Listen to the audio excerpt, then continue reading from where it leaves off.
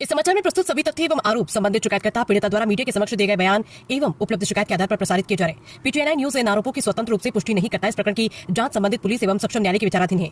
आरोपित व्यक्ति को भारतीय कानून के अनुसार दोष सिद्ध होने तक निर्दोष माना जाएगा। यदि संबंधित पक्ष पुलिस प्रशासन या कोई अन्य अधिकृत अधिकारी अपना पक्ष या स्पष्टीकरण देना चाहता है तो पीटीआई न्यूज उसे सम्मान महत्व के साथ प्रकाशित एवं प्रसारित करेगा।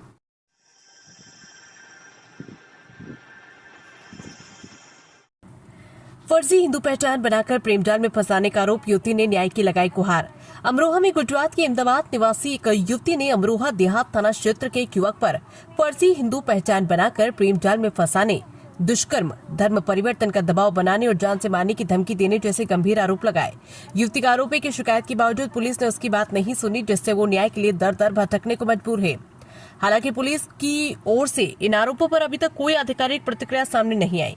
गुजरात की अहमदाबाद की रहने वाली नंदनी राजपूत ने गुरुवार को अमरोहा में मीडिया से बातचीत करते हुए अमरोहा देहात थाना क्षेत्र के गांव गुलड़िया निवासी फरमान पर गंभीर आरोप लगाए। नंदनी का आरोप है कि वर्ष 2020 में फेसबुक के माध्यम से उसकी पहचान फरमान से हुई, जिसने कथित तौर पर अपना नाम देवराज राजपूत बताकर खुद को हिंदू युवक बताया। युवती के अनुसार इसी पहचान के आधार पर दोनों के बीच बातचीत शुरू हुई। पीड़िता का कहना है कि 6 अप्रैल 2023 को आरोपी के बुलावे पर वो अमरोहा पहुंची, जहां उसे एक मकान में रखकर कई दिनों तक प्रताड़ित किया गया। उसने आरोप लगाया कि उसके साथ दुष्कर्म किया गया और धर्म परिवर्तन का दबाव भी बनाया गया। युवती के अनुसार बाद में उसने पुलिस से संपर्क किया, जिसके बाद उसे वहां से मुक्त करवाया गया और आरोपी के खिलाफ मुकदमा दर्ज किया गया। हालांकि उसका आरोप है कि उसके बयान सही तरीके से दर्ज नहीं किए हैं, जिससे आरोपी को लाभ मिला। नंदनी ने यह भी आरोप लगाया कि गुरुवार को जब वो अपने मुकदमे की पैरवी के लिए अमरोहा आ रही थी, तभी जोया क्षेत्र में आरोपी और उसके सहयोगियों ने उसे रोककर धमकी दी। किसी तरह वहां से निकलकर वो अमरोहा देहात थाने पहुंची, लेकिन देर शाम तक उसकी शिकायत पर कोई कार्रवाई नहीं हुई। युवती ने कहा कि यदि उसके साथ कोई अप्रिय घटना होती है तो इसकी जिम्मेदारी आरोपी, उसके सहयोगियों और शिकायत पर कार्रवाई न करने वाले संबंधित अधिकारियों की होगी। फिलहाल इस मामले में लगाए गए आरोपों पर पुलिस की ओर से कोई आधिकारिक बयान जारी नहीं किया गया। मामले में पुलिस की प्रतिक्रिया आना भी बाकी है। मेरा नाम नंदिनी राजपूत है। मैं रहने वाली गुजरात अहमदाबाद की हूँ। मेरी सोशल मीडिया के माध्यम से एक व्यक्ति से मुलाकात हुई थी, जिसने अपना नाम देवराज राजपूत बताया था। उसने अपना पिताजी का नाम रतन सिंह और निवासी चंद्र नगर गुलड़िया अमरोहा बताया था। उसने वो लड़के ने मेरे साथ संबंध वगैरह बनाए, मुझसे पैसे वगैरह भी लिए गुजरात में, और गुजरात से मुझे यहाँ पर अमरोहा लेकर आ गया।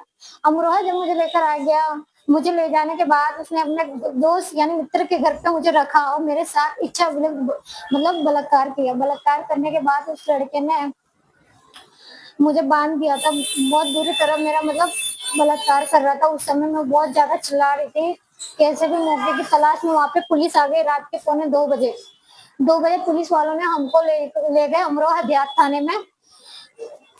4/6/2023 को मेरा एक केस दर्ज हुआ था, जिसमें वो लड़का मुसलमान निकला, जिसका नाम मैं बता रही हूँ। उसने अपना नाम देवराज राजपूत बताया। उसका रियल नाम फरमान रियासत, रहने वाला अमरोहा बता रहा था, निकला गुलड़िया अमरोहा का। पढ़ाई बीकॉम बता रहा था, निकला 7वीं कक्षा फेल। इतना सब झूठ बोलने के बाद वो लड़के ने मेरे साथ मेरी गंदी वीडियो सब कुछ बनाया था। पुलिस ने वहां पे कार्रवाई करी, सब कुछ किया। मेरी फैमिली नहीं थी, मैं करीबन 19 साल की थी उस समय। मेरे अंदर कोई दिमाग नहीं होता। आप जान सकते हो कि 19 साल की लड़की को क्या होता है, थाने में डरी हुई होती है। उसके पास कोई नहीं था, मैं भी ऐसी ही डरी हुई थी। मेरे पास में भी कोई नहीं था कि मुझे कैसे बात करनी, क्या बोलना है क्या नहीं बोलना, मुझे नहीं पता। मेरे साथ एक धोखाधड़ी हुई। मतलब कैसा धोखाधड़ी हुआ, मतलब ऐसा हुआ कि जो मैंने पुलिस को बात बताई थी, जो बयान मैंने पुलिस में दिए, जो बयान मैंने कोर्ट में दिए, वो कोर्ट में बदल दिए। वो बयान मैंने कोर्ट में दिए ही नहीं थे।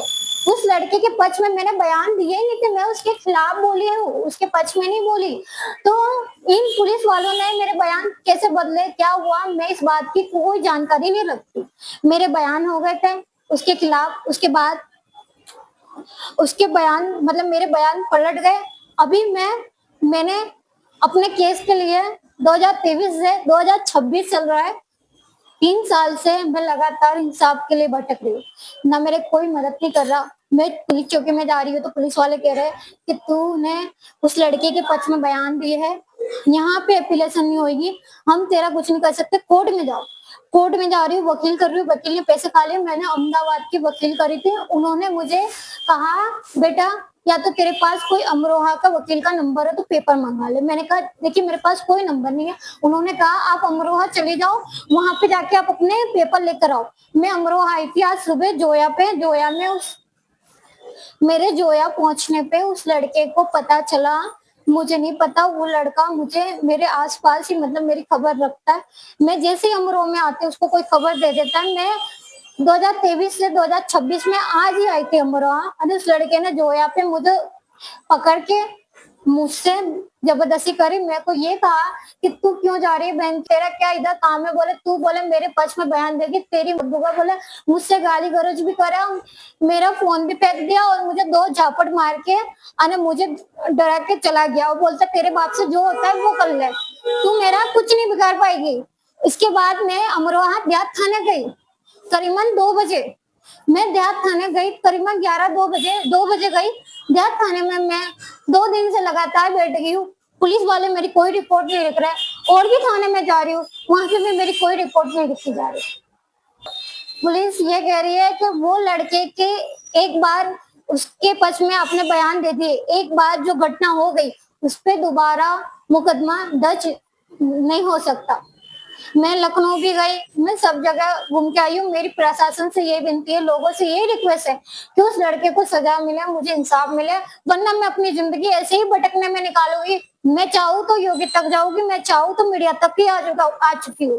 मुझे मेरे कल का नहीं पता, मेरे साथ जो गलत हुआ मुझे उस चीज का इंसाफ चाहिए। मुझे ये नहीं पता कि कहाँ कल मेरा क्या था, आज मेरा क्या होगा। मैं ये जानती कि मैं भूखी प्यासी भटक गई।